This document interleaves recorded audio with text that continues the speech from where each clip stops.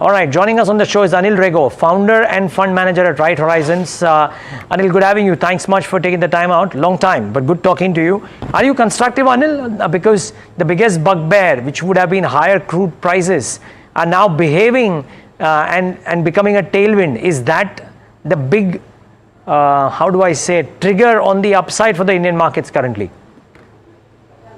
Yeah, I think there are a number of them. I think crude is definitely one of it. And the market definitely doesn't like uncertainty related to wars and stuff. Okay, so to that extent, yes. Our view has been that crude should ideally stay weak in the long term. Apart from spikes that we can see at times like these. So crude definitely will be a major, booster in terms of sentiment at least. And I think if the ceasefire is able to hold, I think that's where it is. But of course, if it doesn't, then again, you may see volatility in crude again.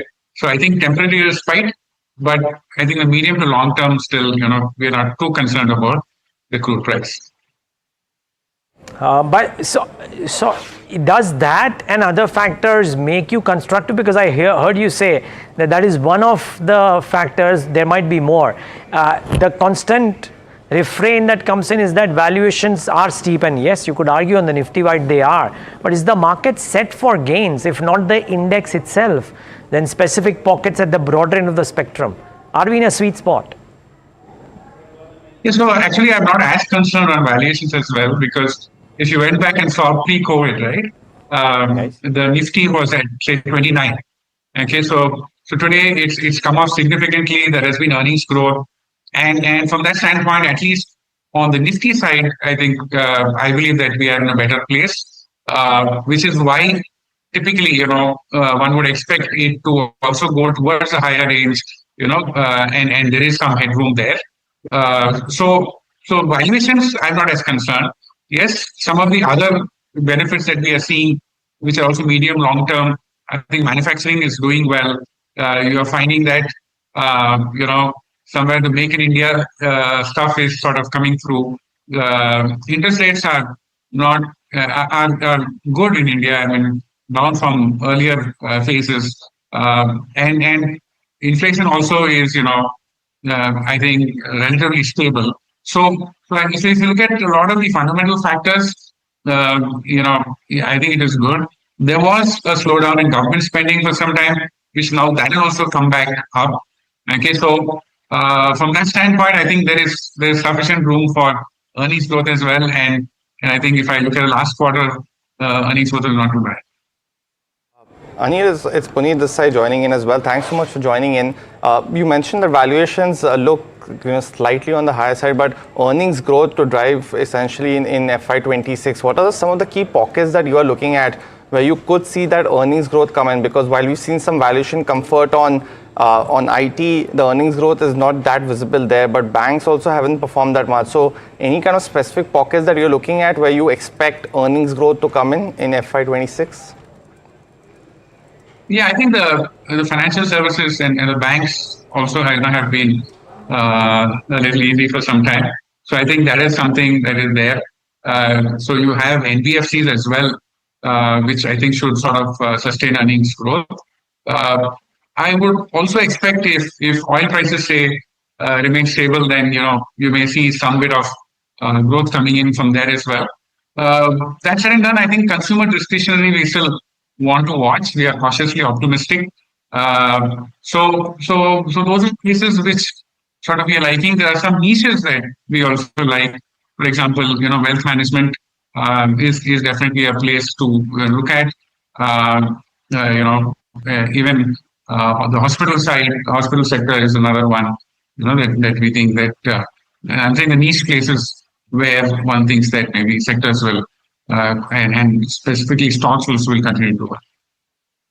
Hi, Mahima also joining in. Just want to get your sense on the fact that we're seeing a lot of promoter stake sale taking place, year to date in 2025. We're also seeing a lot of buybacks that are happening on the cards.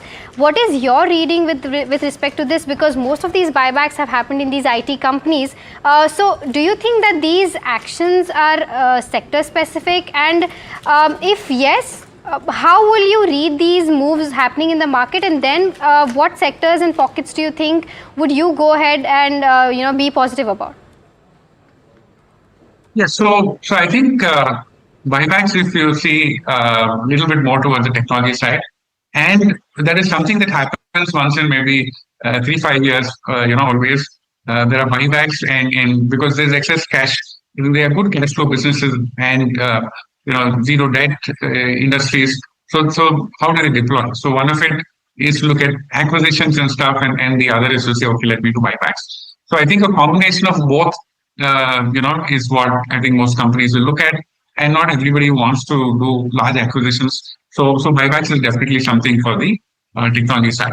Yeah. So even if you find that promoters buying in and stuff, I think that's also broadly indicative of the optimism, if you ask me, of the promoters, and from that standpoint, I think yes, we are also seeing, when we're talking to companies, we are seeing relative comfort in terms of, their outlooks. And from there, I did mention a few of the sectors, like I said, the niche ones.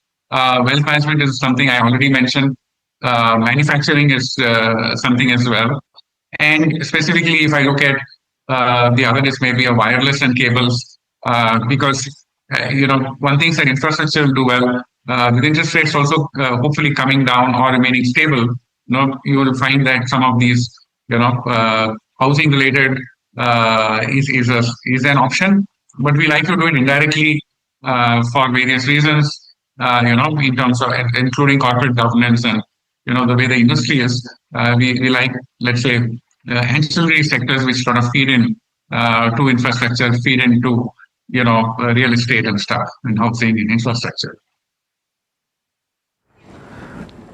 Okay, Anil, we'll leave it at that. Thank you so much for taking the time out and being with us. Really appreciate your time. Thank you. Well, one market view, and here's another market view. The primary market